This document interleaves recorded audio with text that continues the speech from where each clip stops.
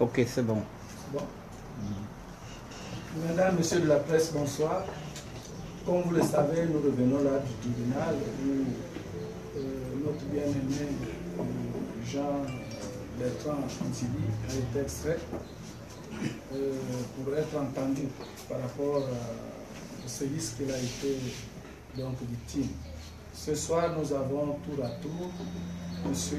Marc Ona Isandi, que vous connaissez très bien, qui va nous entretenir sur justement la problématique. Je passerai donc la parole après Marc à Madame Nathalie Nzimo, qui va elle aussi nous donner son avis sur cette même problématique. Et ensuite viendra Georges Paga, que vous connaissez très bien. Vous savez aussi que la présidente du comité de libération n'est pas là. Elle est allée, on est appelé en urgence à la prison centrale de Libreville parce que son mari se porterait très mal. Il se sent très mal. Washington aussi, la Hongrie, dans les mêmes conditions, c'est pour cela que nous ne la voyons pas ici. Si elle termine là-bas rapidement, elle viendra nous rejoindre. Sans plus trop tarder, je vais laisser la parole à M. Marc pour vous dire ce qu'il a entendu là-bas. Nous étions avant que les autres reprennent la suite. Je vous remercie. Merci aux médias d'être venus à cette conférence de presse. Nous avons souhaité avoir à nos côtés les familles des victimes que nous sommes en train de défendre. Comme le pasteur vous l'a dit, la mère de Bertrand devait être là, mais après avoir vu son fils au tribunal et tout ce qu'elle a pu constater, je pense qu'elle a été frappée par une sorte de, je dirais, d'indignation, et elle ne peut pas être avec nous. Madame Oyougou, comme le pasteur le dit, s'est rendue à la prison centrale pour apporter de l'aide et des médicaments à son mari. Nous nous sommes rendus ce matin à la prison centrale de Libreville, pas la prison centrale, au tribunal de Libreville, parce que les informations que nous avons eues vendredi dernier, qui faisaient état de la torture sur Bertrand Zibi, ces informations nous ont conduit à donner quelques alertes, tant au niveau national qu'au niveau international. Et nous avons approché les avocats qui se sont précipités aussi du côté de la prison centrale pour s'enquérir de la situation. Et effectivement, ces avocats ont adressé une correspondance après avoir rendu visite à Bertrand à la prison. Ils ont adressé une correspondance au juge d'instruction et au procureur pour non seulement dénoncer ces faits de corruption, pas de corruption, de torture, et aussi pour que le juge d'instruction puisse constater effectivement les sévices corporels sur Bertrand Zibi. C'est ce qui a été fait ce matin. Nous sommes allés au tribunal et Bertrand Zibi effectivement a été présenté au procureur au juge d'instruction pour effectivement constater ces sévices. Je voudrais tout simplement rappeler une chose. Le Gabon est signataire d'un certain nombre de conventions internationales sur la protection des droits humains. Il n'est pas admis, quelle que soit la faute commise par un détenu, il n'est pas admis qu'un détenu soit victime d'une quelconque violence. Je dis d'une quelconque violence. Encore moins des actes de torture. Ce n'est pas admis. Quelle que soit la faute commise. C'est écrit noir sur blanc. Si le Gabon ne veut pas respecter ses propres textes, ses propres engagements au niveau national, il peut au moins respecter les conventions internationales qu'il s'engage à signer et à ratifier. C'est le cas de la Convention contre la torture. Le Gabon l'a signé. Je ne voudrais même pas aller au-delà, c'est-à-dire en termes de ratification, le Gabon l'a signé. Tout récemment, le Gabon est passé à Genève devant la Commission des droits de l'homme pour se défendre. Et nous avons suivi le ministre de la Justice qui est garant de la défense des droits des citoyens. Ce ministre s'est défendu en proclamant ouvertement que le Gabon respectait les droits de l'homme. Le ministre de la Justice, M. Nkeya, l'a proclamé publiquement. Et nous sommes là face à un cas de torture sur un détenu politique. Non seulement cette personne n'est pas jugée depuis bientôt 2 ans,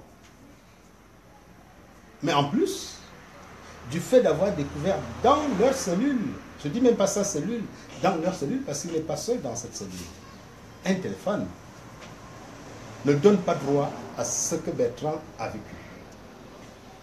D'après le témoignage de son avocat, de ses avocats, il aurait été non seulement enchaîné, cagoulé, torturé, je dis bien torturé, devant le directeur général, le directeur de la prison, pas le directeur général, le directeur de la prison et son adjoint. Ils assistaient à la scène, c'est eux qui ont donné l'ordre. Ce sont ces responsables de la prison centrale qui ont donné l'ordre aux agents pour les torturer. Ce n'est même pas un fait, mais c'est un fait réel. C'est un fait réel, les témoignages de Bertrand sont là, et ce sont les avocats au sortir de cette rencontre qui ont fait ces révélations. Nous disons, c'est inadmissible. C'est inadmissible. Le directeur de la prison centrale est identifié. Le juge d'instruction qui, un mois auparavant, le juge d'instruction avait interdit à Bertrand toute visite suite au message que Bertrand m'a confié à moi lors de la visite que je lui ai rendue. Au cours de cette visite, Bertrand m'a demandé à moi de passer un message à toute la population, un message de résistance. Que lui, il tient debout en prison et que nous qui sommes dehors, nous devons tenir le cas parce qu'on s'est engagé dans une sorte de résistance. Et ce message n'a pas plu aux autorités judiciaires, aux autorités du tribunal, de la prison centrale. Et du coup, depuis un mois, les parents ne peuvent plus rendre visite à Bertrand. Et comme si cela ne suffisait pas, il subit cette torture. Nous disons, au niveau de la société civile, que les responsables de ces faits sont bien identifiés. Par rapport à la torture, le directeur de la prison centrale, son adjoint, tous les bourreaux sont identifiés. Le ministre de la Justice, qui ne dit rien consent, est identifié. Le juge d'instruction, qui déjà, est-ce que le code de procédure pénale ou le code pénal, je ne suis pas juriste, donne droit à un juge par rapport à un simple petit message, à ce que le détenu ne puisse pas bénéficier de la visite de ses parents? Alors qu'on nous dise, qu'on nous donne le passage qui le dit. Aujourd'hui, le juge d'instruction a entendu Bertrand Zébi. Nous attendons que les sanctions tombent par rapport à cet acte criminel. Parce que c'est un acte criminel. Vous ne pouvez pas enchaîner quelqu'un, encagoulé. Et pendant des heures, vous êtes en train de frapper. Bertrand, quand il est rentré, quand nous l'avons vu au tribunal, ben, il boitait. Et sa maman ne s'est pas rendue à cette conférence de presse tout simplement parce qu'elle est traumatisée par rapport à ce qu'elle a vu sur son fils. Ça, nous ne pouvons pas l'accepter. Nous ne pouvons pas l'accepter. Les faits de torture sont condamnés sont criminalisés au niveau international, au niveau national. Si les juges ne peuvent pas prendre leurs responsabilités ici au Gabon, ben nous allons prendre nos responsabilités au niveau international, tout simplement parce que nous ne voulons plus accepter que le Gabon devienne une terre tensionnaire. Les autorités sont complices de ces faits. Ils oublient une chose, la prison n'est pas réservée à une classe.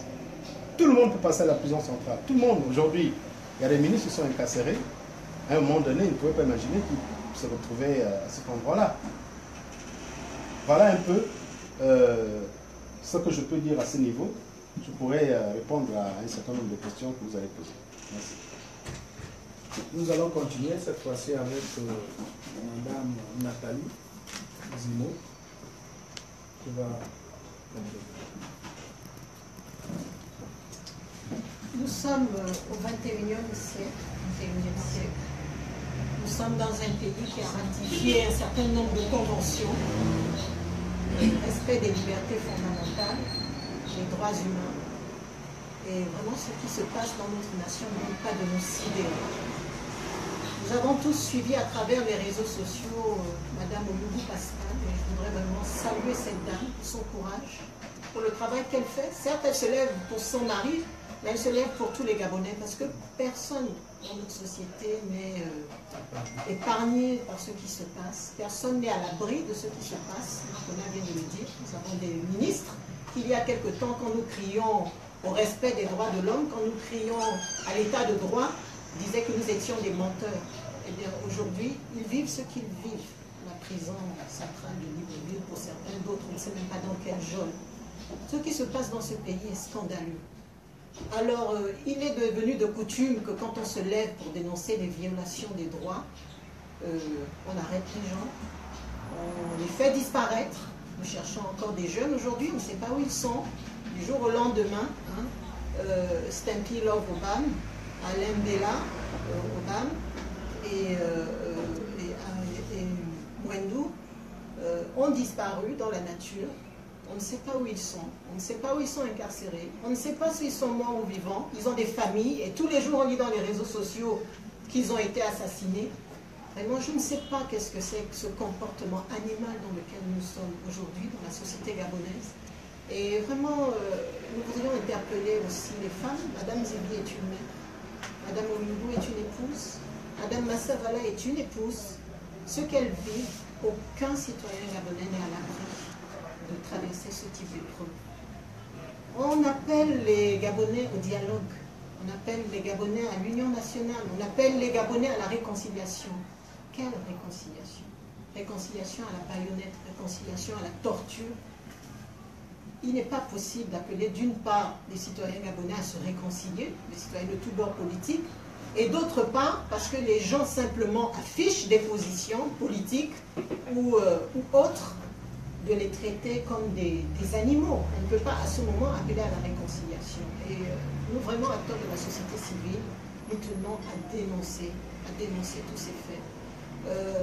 Nous voulons rappeler aux familles, encore une fois, notre solidarité. Nous sommes conscients que ce qu'elles traversent, n'importe lequel d'entre nous peut le traverser à n'importe quel moment.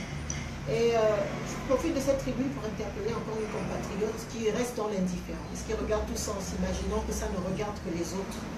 Je pense qu'il faut qu'on fasse la différence entre le débat purement politique pour les élections, dans les buts électoralistes, et tout ce qui concerne les droits humains. Il n'est pas normal. Il n'est pas normal, dans un pays d'1 million d'habitants, qu'on soit traité comme ça, que les citoyens gabonais soient traités comme ça. Il n'y a même pas 1 million de Gabonais. Aujourd'hui, on nous annonce que l'état de santé de M. Pascal Oyougou s'est dégradé. Son épouse, qui aurait dû être là, n'a pas pu venir. C'est un peu pour cela que, par solidarité féminine, je suis aujourd'hui à cette place, pour qu'elle sache qu'elle n'est pas seule, que les autres femmes gabonaises, il y en a dans cette salle, qui sont là, qui sont venues pour les soutenir, qui suivent de loin leur combat et qui les soutiennent. Madame Zébi est effondrée, elle ne peut pas être là parce que d'avoir vu son fils dans l'état où il est, l'a complètement assommé ce matin. Vraiment, il faut que ça s'arrête. Et comme dit Marcona, malgré les menaces, malgré les intimidations, malgré la barbarie qui est menée contre nous, mais nous avons identifié les coupables. Et nous n'avons pas peur de le dire. Si la justice gabonaise est aux ordres, heureusement, il y a une justice à l'international. Il faut que tout cela cesse. Et moi, je le dis, même si je venais à disparaître ou tout ce que vous voulez, je suis contente de savoir qu'il y a des citoyens qui vont continuer ce combat et que les gens qui commettent ce crime vont être poursuivis. Si ce n'est au Gabon, ailleurs. Donc, si vous nous appelez à la réconciliation, arrêtez de martyriser le peuple gabonais. Arrêtez de torturer arbitrairement des citoyens gabonais simplement parce qu'ils ont d'autres opinions politiques que vous. Comment voulez-vous qu'on soutienne un régime qui ne règle pas les problèmes de la société? Alors plutôt que de continuer à mettre de l'argent dans les armes, dans les milices, dans la police pour arrêter les Gabonais, restaurez-nous l'éducation. Restaurez l'éducation, restaurez la santé. Et je pense que les gens s'élèveront moins contre ce régime. Tant que tous ces problèmes ne seront pas réglés, vous voulez tuer. La réponse que vous avez trouvée face aux problèmes de société que nous dénonçons, c'est d'arrêter, c'est de tuer, c'est de torturer. Vous ne tuerez pas tous les Gabonais. Je peux vous dire que vous tuez Zemmour, il y aura 1000 autres femmes qui vont se lever.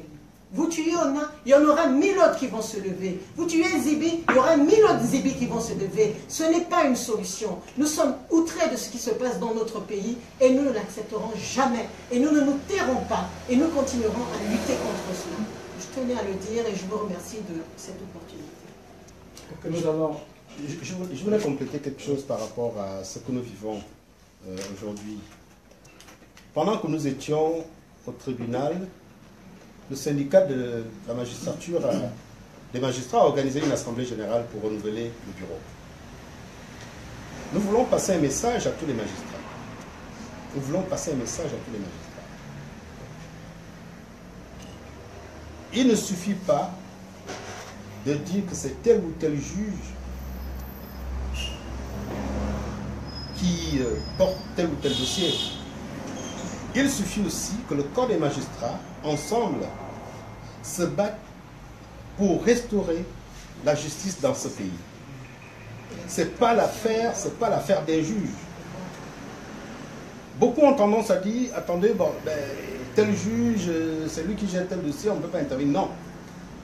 Ceux des juges, ceux des magistrats qui estiment que certains juges ne font pas leur boulot, que certains juges sont considérés comme des soldats du pouvoir, je pense que ceux-là peuvent dénoncer les autres publiquement. C'est facile. Pendant que eux, ils sont en grève, on continue à traiter certains dossiers de manière secrète, de manière confidentielle. Les juges d'instruction continuent à prendre des mesures de manière personnelle, mais ils oublient que ces mesures sont prises dans l'enceinte du tribunal. Et que l'image du juge, du magistrat national, du magistrat gabonais, est impactée par cette façon de fonctionner. Il n'y a pas de justice au Gabon. Quand on parle de justice, quand on va au tribunal, ce sont les mêmes magistrats que nous rencontrons. Ils sont dans le même bâtiment. Et par conséquent, j'en appelle au moment où ils viennent de renouveler le bureau de leur syndicat. Je demande, eux aussi font partie de la société civile, je demande que ces collègues aillent jusqu'au bout de leur combat. Que ce combat ne soit pas seulement un combat des magistrats, que ce soit un combat pour une justice équitable dans notre pays. Il n'est pas question que les citoyens soient complices du traitement animal infligé à leurs collègues, à leurs concitoyens. C'est pas normal. C'est pas normal qu'on assiste impunément à des traitements décidés par un juge, décidés par un directeur de prison, comme si les détenus étaient des animaux, des bêtes sauvages. Et j'apprends que ce fameux directeur est très assidu dans les églises éveillées. On le voit dans les églises éveillées. Mais bon sang, qu'est-ce qu'il va faire dans les églises, ce directeur de la prison centrale, M. Mitomba? Qu'est-ce qu'il va faire dans les églises? S'il est capable d'ordonner qu'on traite un être humain comme un animal, qu'est-ce qu'il va faire dans les églises? Et que les pasteurs qui acceptent ce type de personnes se rendent aussi complices des agissements de ces personnes. Et nous nous disons aujourd'hui, et je le dis à haute intelligible voix, que nous n'allons plus laisser passer ce genre de situation. Nous allons prendre nos responsabilités, ça va nous coûter ce que ça va nous coûter, comme Nathalie vient de le dire, nous allons prendre nos responsabilités et que les complices, les commanditaires de ce type d'actes sachent que nous sommes derrière. Voilà. Okay. Donc, comme je le disais tantôt, nous allons écouter Georges Paga et ensuite nous nous prêterons à vos questions, si questions il y a. Ok, donc je vais revenir sur les traitements dégradants et les violences exercées sur les personnes en détention. Ici, la figure, l'une des figures les plus emblématiques, n'est-ce pas, parmi les prisonniers politiques, se trouve être notre compatriote Landry Washington, qui a eu le malheur d'avoir critiqué, n'est-ce pas, le régime tyrannique d'Ali Bongo, de critiquer sa filiation avec Madame Patience Dabani. Ses affirmations, ses propos dans les réseaux sociaux lui ont valu une arrestation arbitraire, un enlèvement depuis l'avion, à sa descente d'avion, il y a bientôt 20 mois. Ça fait 20 mois que Landry Washington, un citoyen gabonais qui a également la nationalité américaine, croupit dans les geôles du régime sans que une quelconque culpabilité ait été prouvée.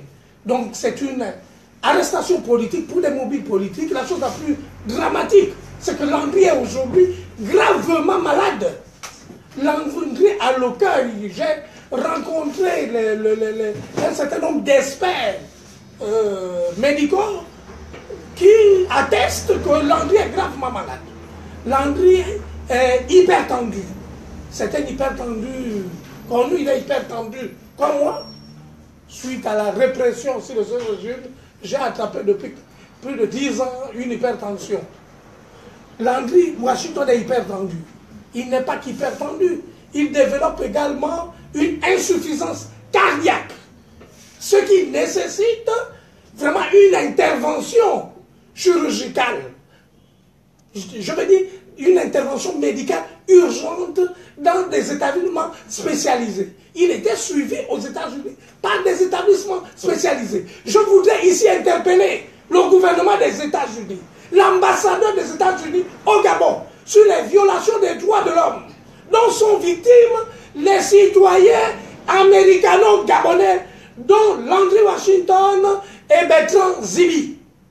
C'est intolérable que le Gabon, qui se prévaut d'être un pays de droit dans toutes les tribunes à l'échelle internationale, puisse autoriser de façon officielle la torture. Lorsque un directeur de prison supervise personnellement la torture sur des détenus politiques, nous sommes arrivés à un niveau, au paroxysme vraiment des violations des droits de l'homme, des violations des principes démocratiques, parce que démocratie et droits de l'homme vont de pair. Un État démocratique est supposé respecter, n'est-ce pas, les droits de l'homme. Les droits de l'homme sont le fondement de la démocratie. Il n'y a pas de démocratie sans respect scrupuleux des droits de l'homme. Le droit à un procès équitable est un droit civil et politique. Est un droit civil et politique reconnu par le pacte international relatif aux droits civils et politiques dont le Gabon se réfère dans le titre préliminaire de sa constitution de 1991, qui est la constitution de référence. Donc, le dispositif, n'est-ce pas, juridique du Gabon repose sur le pacte, qui est la norme en matière de respect des droits de l'homme et des principes démocratiques. Hein? Donc, ces personnes n'ont jamais la culpabilité, je veux dire, de Landry, de Nzibi et des 30 autres détenus politiques n'est pas prouvée. Ils sont coupables de rien. Ils sont détenus parce qu'ils ont dénoncé la gestion scabreuse du Gabon par le clan Bongo. Ils sont en prison parce que Nzibi s'est levé pour dire qu'Ali Bongo était disqualifié. pour conduire au processus politique parce qu'il avait échoué, il n'avait pas pu répondre aux besoins et aspirations du peuple gabonais, il n'avait pas pu réaliser les promesses de son premier mandat. Donc, publiquement, M. Zibi a démissionné. C'est son droit de désavouer un régime, un président qui n'honore pas à ses promesses électorales. M. Landi a contesté, n'est-ce pas, la gestion du Gabon, a contesté le fait que la nationalité de M. Ali Bongo n'était pas prouvée. Il n'était pas prouvé que M. Ali Bongo était effectivement un enfant dont la mère génétique était Madame Patience Tabaki. Tout simplement pour ça, M. Ali Bongo et M. Landry Washington est depuis 20 mois isolé, 20 mois emprisonné. Il n'a pas de médicaments, il n'a pas de traitement. Je dis, M. Landry Washington doit être libéré, tout comme les autres prisonniers politiques. Nous n'allons pas lâcher, nous allons aller jusqu'au bout, puisque la torture est généralisée. Comme le disait le confrère, le camarade Marcona, amplifié par le pasteur Ngoussi et Nathalie Zemmour, nous allons aussi, parce que puisque la justice au Gabon, elle n'est pas efficace, elle n'est pas indépendante, nous allons nous référer au tribunal à compétence universelle. Étant donné que le crime de torture est un crime à compétence universelle, du fait que le Gabon a signé la Convention des Nations Unies contre la torture, donc nous sommes en mesure, nous sommes en droit de poursuivre, n'est-ce pas, les tortionnaires identifiés devant les tribunaux américains, français, sénégalais et devant tout autre tribunal ayant ratifié la Convention des Nations Unies contre la torture et les traitements dégradants. Donc nous mettons en garde ces exécutants vraiment de ces actes ignobles. C'est le directeur de la prison centrale, c'est un irresponsable. C'est un irresponsable, c'est un être dangereux, cruel, et nous allons prendre des responsabilités vis-à-vis de lui. Nous savons qu'il prétend être un pasteur, mais un pasteur, un homme de Dieu, ne pratique pas la torture, un homme de Dieu ne pratique pas l'injustice, un homme de Dieu ne pratique pas la terreur sur ses prochains. Un homme de Dieu est marqué par l'amour. Hein, le sentiment principal qui prévaut dans le cœur, dans l'âme, dans la personnalité d'un homme de Dieu, c'est l'amour. L'amour. Mais il n'a pas d'amour, il terrorise les gens, il emprisonne, il fait torturer, il utilise des moyens vraiment criminels pour réprimer les gens qui sont déjà dans un état de souffrance, dans un état de captivité. Comme Zibi, comme Landry Washington, Oyubu, Massavala, Mwendou, Sempi et tous les autres. Donc nous voulons profiter de cette tribune vraiment pour annoncer au peuple gabonais que nous allons intensifier la campagne jusqu'à ce que tous les prisonniers politiques soient libérés. Nous allons l'amplifier dans tous les milieux. Au Gabon, à l'étranger, aux États-Unis, nous allons l'amplifier. En France, dans l'Union européenne, nous allons amplifier. Nous allons faire en sorte que ce régime, le caractère criminel de ce régime, soit reconnu par tous les gouvernements des États-Unis, par le Congrès des États-Unis, par les gouvernements européens, que ce régime soit isolé. Nous allons travailler à isoler Ali Bongo et tous les criminels qui sont autour de lui, tout l'appareil répressif sur lequel repose son pouvoir. Parce qu'une démocratie ne repose pas sur la répression. Une démocratie repose sur l'état de droit. Une démocratie repose sur le respect des principes et sur la séparation des pouvoirs. Or, il exerce un pouvoir dictatorial, une mainmise sur la justice. Il manipule la justice au fait de règlement de compte à ses adversaires politiques ou aux activistes de la société civile. Je voudrais, comme Marc Ona, de lancer un message au syndicat des magistrats. C'est un syndicat important. Le syndicat des magistrats doit être le levier pour faire en sorte que la magistrature sorte vraiment de sa mauvaise posture. Aujourd'hui, les citoyens considèrent les magistrats comme des partis pris du problème gabonais, comme des collaborateurs du régime dictatorial. comme les magistrats qui ont collaboré avec le régime nazi ou avec le régime de Saddam Hussein, qui étaient des instruments de répression. Nous demandons donc à nos frères magistrats, qui sont courageux et qui mènent aujourd'hui une grève pour la libération du secteur de la magistrature, à vraiment faire un pas vers le large, aller au large, aller au bout du combat, à se libérer de cette oligarchie, à faire en sorte que la magistrature soit débarrassée des éléments corrompus, soit débarrassée des conflits d'intérêts, soit débarrassée de la mainmise politique. La magistrature est un pouvoir indépendant du pouvoir politique. Les magistrats doivent agir en toute âme et conscience, sans interférence politique. On ne viendra pas vous mettre un pistolet pour rendre une décision. Vous savez bien que, messieurs les magistrats, madame les magistrats, que Zibi est détenu de façon illégale. Il a été torturé en violation de ses droits constitutionnels. Par conséquent, M. Zibi doit être libéré. M. Landry Washington est emprisonné depuis 20 mois en violation de ses droits constitutionnels. Il est illégalement et de façon illégitime détenu. Ce dernier doit être libéré. Donc tous les prisonniers, toutes les personnes en captivité, parce que ces personnes, ces jeunes qui ont disparu aujourd'hui depuis plus d'un mois sont en captivité.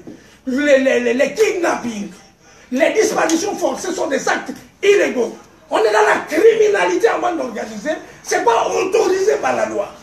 Et ces actes sont commis aujourd'hui par des gens qui sont détenteurs de l'autorité de l'État. C'est très très grave. Ce qui trahit davantage l'image de notre pays de façon générale. Donc j'en appelle vraiment au ressaisissement de tout le monde. Et surtout, j'annonce ici vraiment notre détermination et notre volonté à faire face à tous les bourreaux de la démocratie, à tous ceux qui sont les pourfendeurs des droits de l'homme dans notre pays. Nous sommes déterminés, nous irons jusqu'au bout, jusqu'à ce que tous les prisonniers politiques, sans exception, aient été libérés. C'est notre objectif, parce que le Gabon ne peut pas évoluer avec les violations des droits de l'homme. Aujourd'hui, le Gabon est une prison à ciel ouvert. On est susceptible d'être arrêté à tout moment. On est susceptible d'être déféré devant un juge à tout moment. Il suffit de critiquer le tyran qui est à la tête de l'État pour être arrêté. Donc nous interpellons et nous appelons à la conscience collective quant à la nécessité de nous mobiliser tous pour cette campagne en vue de la libération de l'ensemble de nos frères détenus illégalement dans les geôles mortifères du régime d'Ali Bongo. Je vous remercie. Ok. Nous allons maintenant nous prêter à répondre à vos questions, si vous en avez. Sinon, on va terminer avec cette conférence de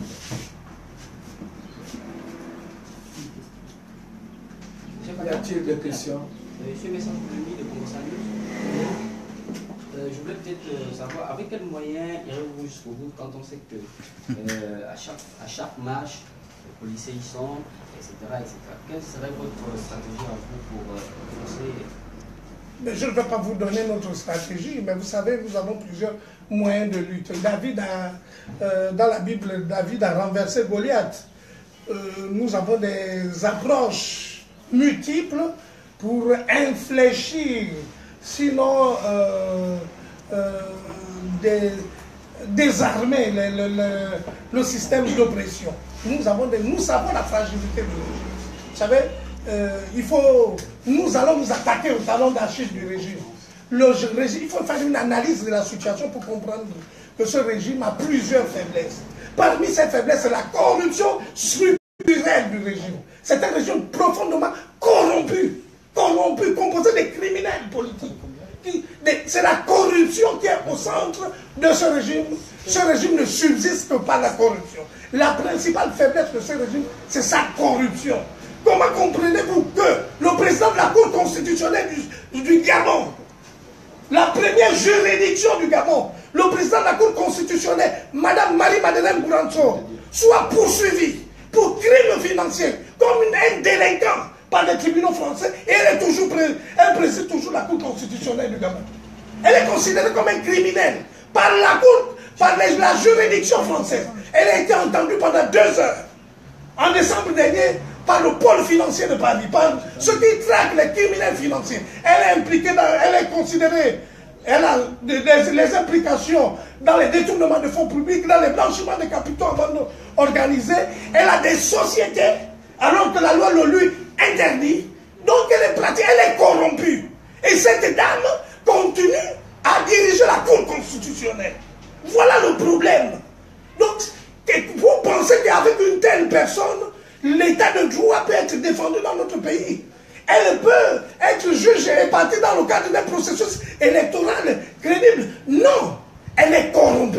Mon collègue Marcona et un autre acteur de la société civile ont déposé une plainte contre Marie-Madeleine Mborancho. Nous demandons aujourd'hui la démission de Marie-Madeleine Mborancho parce qu'elle est corrompue. Elle est corrompue. Le président de la Cour constitutionnelle est corrompu. Son dossier est pendant devant les juridictions françaises. Qu'est-ce qu'elle fait encore dans la Cour constitutionnelle? Le président de la Cour constitutionnelle est disqualifié pour conduire le processus électoral, pour être juge du processus électoral, juge des élections au Gabon. Voilà le problème de la justice au Gabon. Des magistrats au niveau sont corrompus, et le plus corrompu de ces magistrats est le président de la Cour constitutionnelle, qui est poursuivi par la justice française, dont le dossier criminel est pendant devant la juridiction française. Voilà l'état du Gabon. Donc, je vous disais, pour revenir à votre question, que le principal talon d'Achille du régime, c'est la corruption politique. Le deuxième talon d'Achille du régime, c'est les droits de l'homme, les violations des droits de l'homme. C'est le bilan humain qui poursuit ce régime. Plus de 300 personnes ont été massacrées le 31 août et les jours suivants. Les cadavres ont été enterrés dans les différents cimetières, dans les différents lieux à titre indigent. Nous avons des preuves. Ce régime est poursuivi par la société civile devant la Cour pénale internationale. Ce régime est poursuivi par la société civile devant le Conseil des droits de l'homme des Nations Unies. Nous avons 2 dossiers. Ils refusent que les enquêteurs arrivent au Gabon. Pourquoi? S'ils n'ont rien à se reprocher, ils n'auraient pas refusé que les enquêteurs viennent au Gabon. Donc vous avez 2 principales faiblesses de ce régime. 2 principales faiblesses, c'est la corruption. C'est les droits de l'homme, les détournements. C'est à ce niveau qu'il faut frapper. Dans la corruption vraiment, elle est au centre du régime.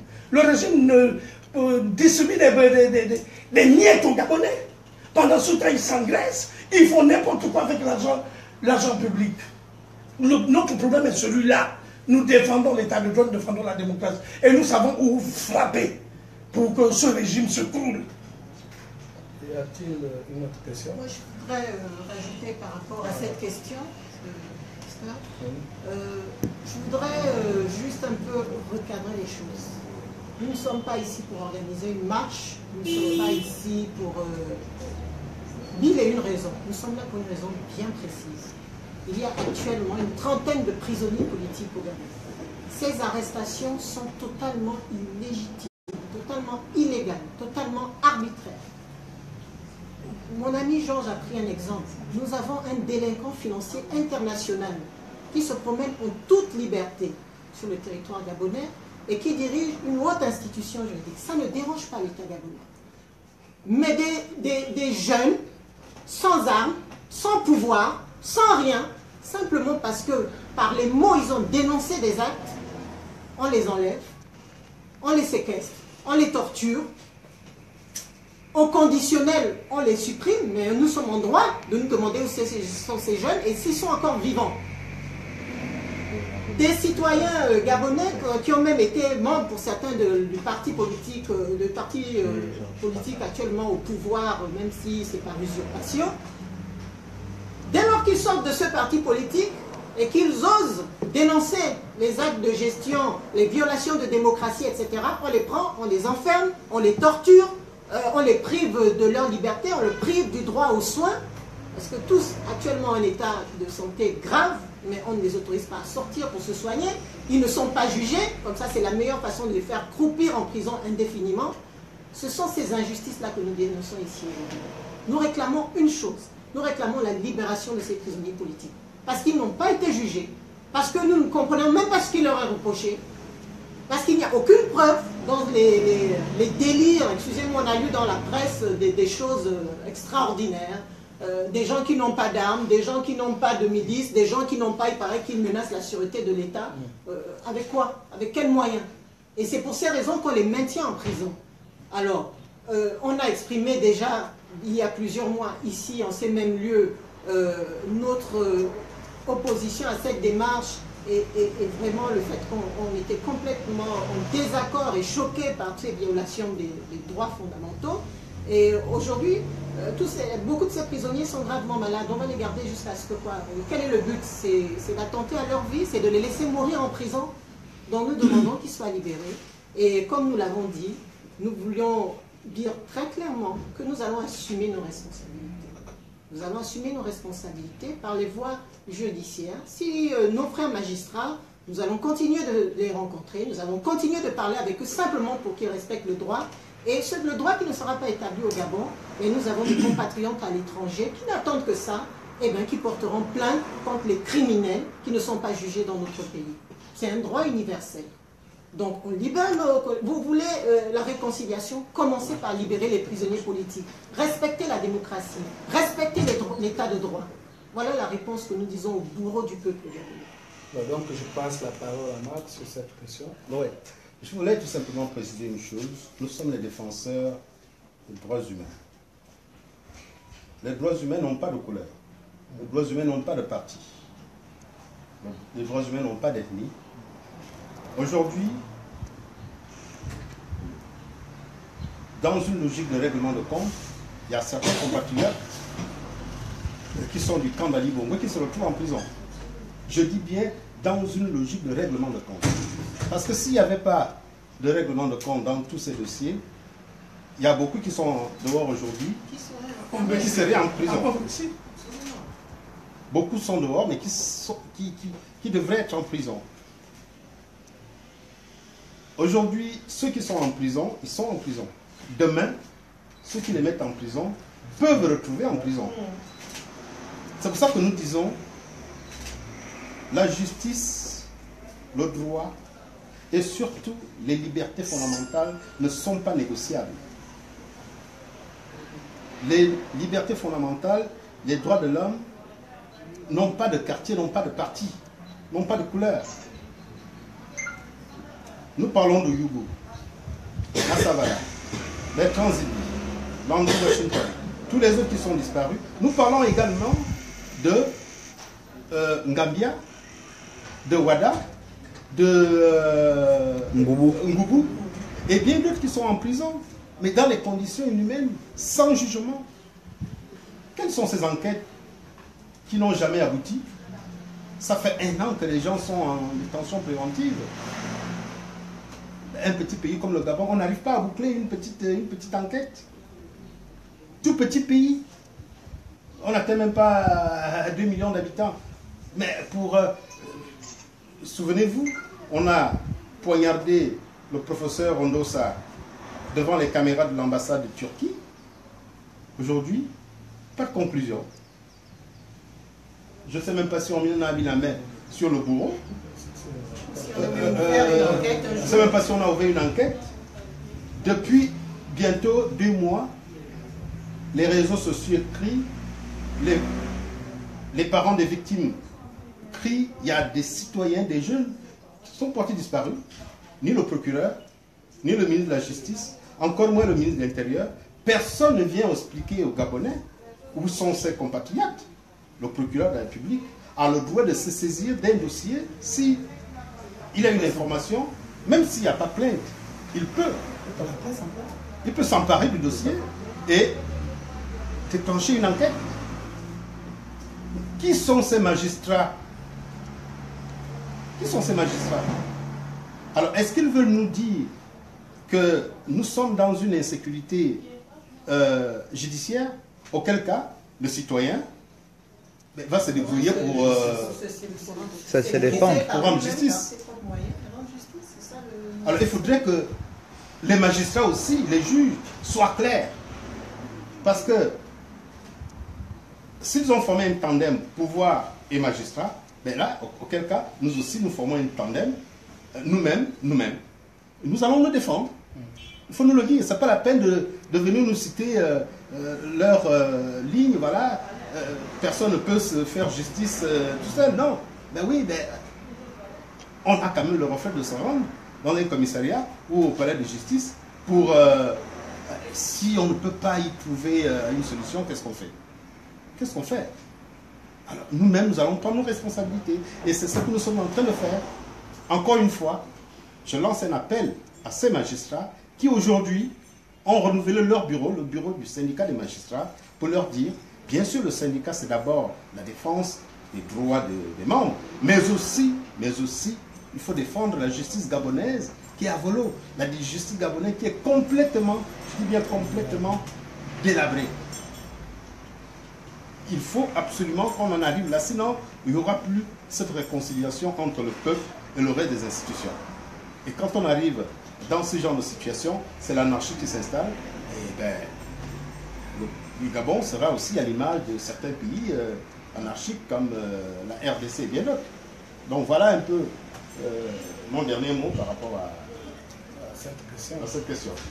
Alors, vous voulez encore une autre question ou alors...